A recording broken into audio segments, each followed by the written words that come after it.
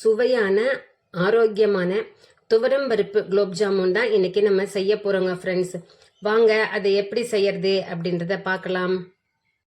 நம்ம இந்த இனிப்பு செய்யறதுக்கு ஏற்கனவே ஊற வச்ச துவரம் பருப்பை தயிர் மட்டும் விட்டு அரைச்சி வச்சிருந்தோம் இல்லைங்களா மீல் ப்ரிப்பில், அதை தான் எடுத்துக்க போறேன். இதை எடுத்து இதை சின்ன சின்ன உருண்டைகளாக உருட்டி நம்ம செய்யணுங்க ஃப்ரெண்ட்ஸ். இந்த சுகர் சொல்யூஷன் சர்க்கரை பாகு ரெடி பண்ணுறதுக்கு ஒரு டம்ளர் சாதாரணமாக நம்ம வீட்டில் யூஸ் பண்ணுவோம் இல்லைங்களா, 100 ml இருக்கக்கூடிய அந்த டம்ளரில் நம்ம ஒரே ஒரு டம்ளர் தண்ணி விட்டுட்டோம். அந்த ஒரு டம்ளர் தண்ணிக்கு 4 ஸ்பூன் நம்ம டேபிள் ஸ்பூன் இருக்கு இல்லைங்களா, அந்த டேபிள் ஸ்பூனில் 4 ஸ்பூன் சர்க்கரைங்களை அளவில் போட்டு நம்ம அதை ஒரு 3-5 நிமிஷம் கொதிக்க வச்சு எடுத்துக்கலாங்க. சர்க்கரை தண்ணி நல்லா கொதிக்குது பார்த்தீங்களா, 5 நிமிஷம் நம்ம கொதிக்க விட்டுக்கலாம். அப்போ தான் நம்மளுக்கு அந்த டேஸ்ட் கிடைக்கும். இப்போ எண்ணெயை நம்ம பாத்திரத்தில் வச்சு சூடாக்கிக்கலாங்க. இது ரொம்ப சூடாகக்கூடாது, எண்ணெய் மைல்டாக இருக்கணும், அதாவது புகை வரக்கூடாது, ஆனால் நல்லா சூடாக இருக்கணும். அந்த மாதிரி பதத்தில் நம்ம இந்த மாதிரி அந்த மாவை குட்டி குட்டியாக உருண்டையாக உருட்டி வச்சுருக்கோம் இல்லைங்களா, இதை போட்டு நம்ம எடுத்துக்கணும். இந்த ஸ்வீட்டு பார்த்தீங்கன்னா 2 முறையில் செய்யலாம். ஆவியில் வேக வச்சும் எண்ணெயில் பொரிச்சும். நான் இன்றைக்கி எண்ணெயில் பொரிச்சு உங்களுக்கு காமிக்கிறேன். 1 வாட்டி டைம் கிடைக்கும் போது அதை ஆவியில் வேக வச்சு செஞ்சு காமிக்கிறேங்கப்பா.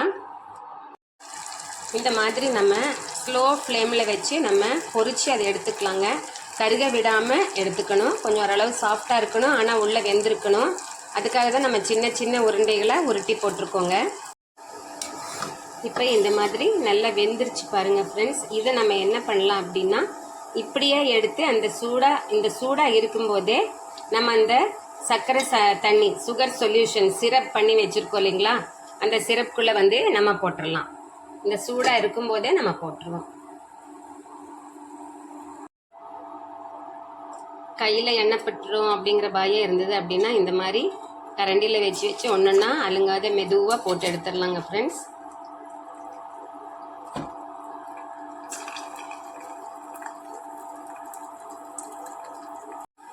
அந்த உருண்டைகள்லாம் பொன்னிறம்னு சொல்லுவாங்க இல்லைங்க ஃப்ரெண்ட்ஸ், அந்த மாதிரி வரும்போது நம்ம எடுத்துக்கலாம். ஏற்கனவே இது ஒரு சந்தன கலர் மாதிரி தான் இருக்கும் அந்த மாவே. ஏன்னா இது நம்ம துவரம் பருப்பில் தான் செஞ்சுருக்கோம். துவரம் பருப்பு தயிரில் செஞ்சனால கொஞ்சம் நம்மளுக்கு மஞ்சள் கலர் கம்மியாக இருக்கும்.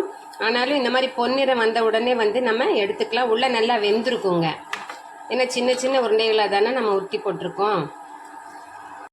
அப்படி கலரில் ஐடென்டிஃபை பண்ண நமக்கு தெரியல அப்படின்னா இந்த நுரை பபிள்ஸ் வரும் பார்த்தீங்களா, அது குறைஞ்சிரும். இந்த மாதிரி எவ்வளோ நிறைய இருந்தது இல்லைங்களா, இப்போ பாருங்கள் குறைஞ்சிருச்சு. இதை இப்போ எடுத்து இப்படியே அந்த சர்க்கரை ஜீராவில் நம்ம போட்டுக்கலாங்க. ஃப்ரெண்ட்ஸ் பாருங்களேன், இது எவ்வளோ அழகாலாம் ஊறிட்டுருக்காங்க. இது நம்ம முதல்ல போட்டது நல்லா ஊறி இருக்கு. இப்போ 2வது நம்ம போட்டது, இது எல்லாமே கொஞ்சம் நேரத்துக்கு நம்ம ஊற விட்டுடலாம்.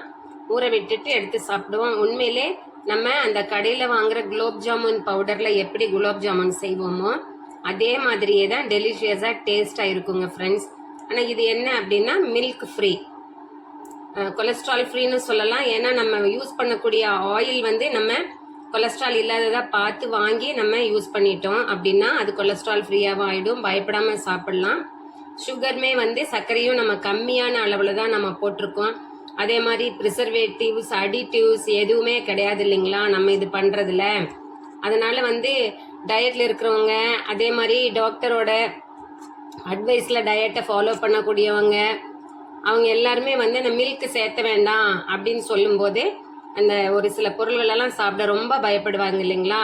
அவங்களுக்கெல்லாம் இதை நம்ம சாதாரணமாக வீட்டிலையே செஞ்சு கொடுத்துடலாம். ஏன்னா துவரம் பருப்பு அப்படிங்கிறது நம்மளுக்கு ரொம்ப பாடி வெயிட்டையுமே இன்க்ரீஸ் பண்ணாது, ஆனால் நம்ம பாடிக்கு தேவையான ப்ரோட்டீனை நம்மளுக்கு அது கொடுத்துட்ருக்குங்க. ஊற வச்ச துவரம் பருப்பில் பண்ணினால இது கேஸ் பிடிச்சிக்குமோ அப்படிங்கிற பயம் இதில் இல்லைங்க ஃப்ரெண்ட்ஸ்.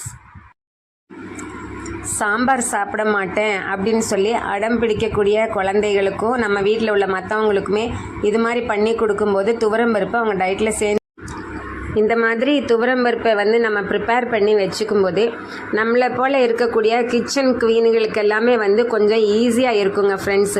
ஸ்நாக்ஸ் என்ன செய்கிறது அப்படின்னு சொல்லிட்டு மண்டையை உருட்டிக்காமல் இந்த மாதிரி கொஞ்சம் டிஃப்ரெண்ட்டாக நம்ம செஞ்சு கொடுத்துடலாம்.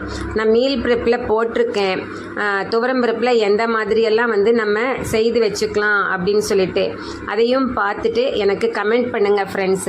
இதையும் செஞ்சு பாருங்கள். See you.